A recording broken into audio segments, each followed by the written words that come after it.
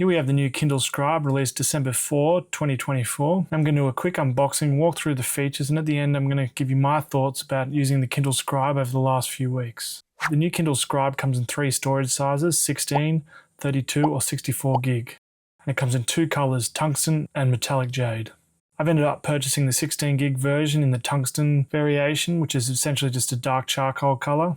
And it was 649 Australian dollars or 449 USD. I thought I should go through the pricing of the larger models. The 32 gig is 679 Australian dollars or 419 US dollars, and the 64 gig is 729 Australian dollars or 449 US dollars. Let's get to unboxing. I'm going to start with the device itself, as we did get the cover too, but the packaging is very minimalist, just using a craft box card and a splash of the Amazon blue color at the top. It's always a smart business decision to reduce the amount of packaging you have to create by having multiple languages on the box. This sometimes can lead to a less appealing box as it can get cluttered, but in this case it doesn't look too bad. The box is really easy to open with these 2 plastic pull strips at the bottom. Now it's open, let's go straight to the premium pen that comes included. I'll put the dimensions of the pen just up on screen. Just get this protective paper off and get a good look at it. It feels decently made, has a bit of weight to it. There's a button on the side here, which we'll go through the function of that a bit later. Has the A to Z logo at the top, which looks like a smile, and also an eraser. That was quick. Let's put that aside and let's get a look at the Kindle Scribe itself. I love e-ink displays, how they can show an image whilst off. It's like it's frozen in time, last time it was used. Pop off this protective coating and get a closer look. Also, the build quality feels solid like the pen, and it doesn't feel flimsy, even though the tablet itself is only 5.7 millimeters thick. Also throw up the other dimensions on the screen of the whole tablet, and I'll put freedom units up there as well. In the box we have a bit of paperwork, which I'm not going to read. And we've got a few replacement tips and a USB-C cable. Let's get a close look at these tips. There's 5 of them, and I wonder how quickly you go through these tips. We'll find out after a bit of use. The margin on the Scribe is quite large, feels like a book, which is what they're trying to resemble, so I don't mind that. And on the side we have the power button sitting just above the USB-C button, and we have those 4 rubber feet on the bottom to help it not move on the desk when you're drawing or trying to read. You don't want it sliding around and falling on the ground. And there's really not much else on here besides that power button and that USB-C port for data and power. So let's hold down the power button and fire this baby up. Okay, I'm going to choose UK English over US English, as I like less Z's in my spelling. Whilst it's loading, I'm taking a look at the bezel, and it feels especially big with this white area around it, and with the side part as well. It only has a 10.2 inch display, and a tablet this size you could have a little bit more with how big the tablet actually is. But saying that, it does have a 300 ppi resolution, which is quite good, pixels per inch, and a 16 level grayscale, which I suppose means there's a decent range of greys to blacks, making the images pop a little bit more, not looking flat like on an e-ink display, as it's not color like the Remarkable Paper Pro, which I'm going to do a comparison to in a later video. So if you'd like to see that, make sure you subscribe and hang on, and I'll get to that video soon. Now it's at the setup part. Let's put that aside and have a look at the first party cover. I paid 119 Australian dollars. I'll put the US price up too. It's the plant-based leather and it's in black. Same style packaging as the Kindle Scribe. Let's just get it open. Simple instructions, which I will follow. Pen slots in here at the top, and these 4 indents is for the rubber feet to go in. Let's get this cardboard out of the way and get the Kindle some protection, as one of our family members, or probably myself, will drop it. Yep, fits like a glove. Where the pen goes is quite snug, but this will loosen as it gets a bit more mature, as all things do. And this is how it looks in the angle position as the case holds it up. We're going to put this flat so you can see what I'm doing. Let's set up the Wi-Fi. I'm going to cut here so you can't see my password. Okay, we're connected, and now we just got to put in an Amazon account. And of course, I can't remember what my password is. It's one of the variations of my other password, so I'm going to have a look for that. So I'm going to cut it here, and when I'm logged on, come back and go through the interface and the features and go through how the tablet works. Be back in a second.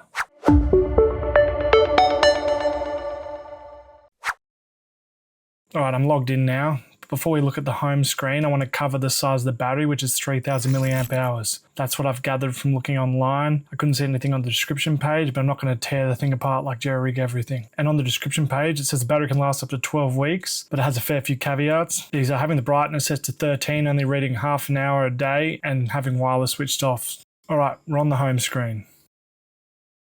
At the top here you have your recent docs. This includes the books and recent files you've created natively on the device. And this is a recommended section. Apparently I'm keen on Bluey, and of course it wouldn't be an Amazon product without a cart. Bezos loved those one-click away purchases. And above that you have the Wi-Fi and the battery percentage. At the bottom you have the navigation bar. In the center you have your most recent doc that's still open, and then you have home, which we're on, library, notebooks, and more. Let's look at the book first, which is in library. You can search which book using the search icon at the top. I've got heaps, so I'll be using that all the time, searching hard over my 5 documents I have.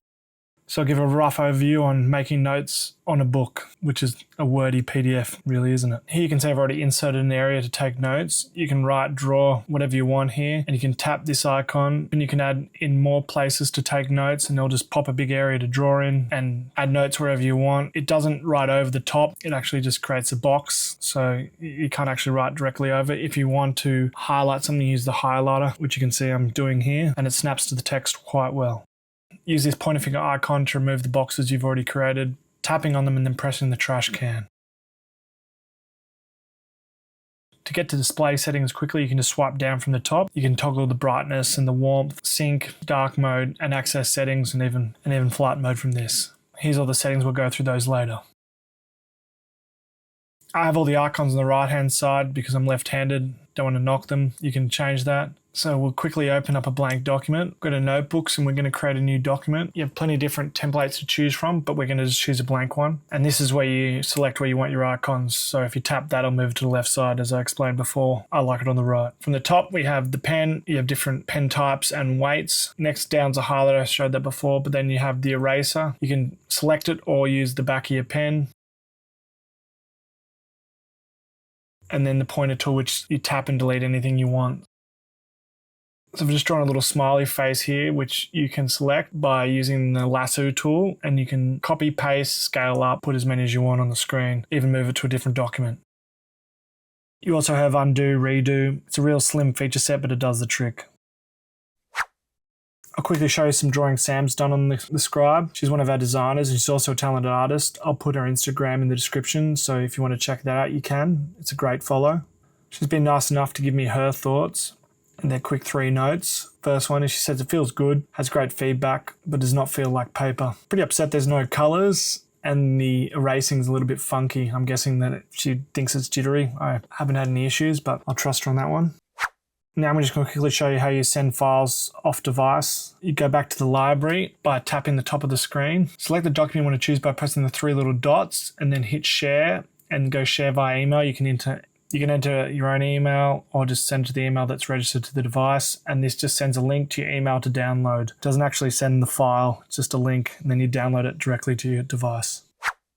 And in more down the bottom, there's something very interesting, a web browser. I've just loaded up our website, but before it does, it gives you a warning saying it's a pretty simple web browser and doesn't play videos. I tried, can't watch YouTube. I suppose you're not purchasing this device to watch videos anyway. Not very pleasant e-ink display, so wouldn't advise it. The website looks pretty good, functions reasonably well, but you're more likely to use this in article mode to read your favorite news site. But nothing really happens on my website because there wasn't really any articles to be read, but I'm sure it works well.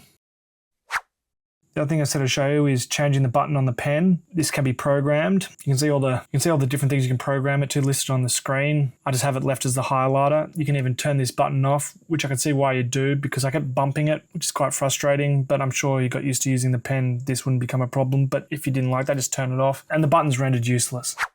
The very last thing I'll show you before giving my final thoughts is how to get a document onto the device using your phone. Well, an iPhone. If you're an Android user, you're probably tech savvy and don't need to be shown. You select the file you want on the phone and press the share icon in the top right hand corner of your screen, and then you select the Kindle app, which you clearly need to have downloaded prior and have synced your device for this to work.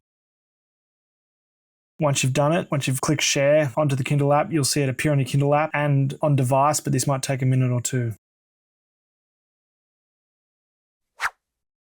Okay, my final thoughts. For an e-reader, it's the biggest you can get in the Kindle range, and if you like reading, this would be a great experience because the screen's bigger, more real estate, more reading. It's not overly priced for an e-ink tablet you can draw on. I don't want to draw too many comparisons between this and the Remarkable Pro because that's my next video. I did try to send a few of my drawings off the Scribe thinking they'd be vectors and used in programs such as Illustrator, but they were pixel based, which means I couldn't really do much with them. If you're a budding designer or artist, I wouldn't choose this e-ink tablet because it doesn't create vectors, but saying that if you love reading and jotting down notes and want to mark up files and don't want to do too much more, this is probably the tablet for you because it's much better priced.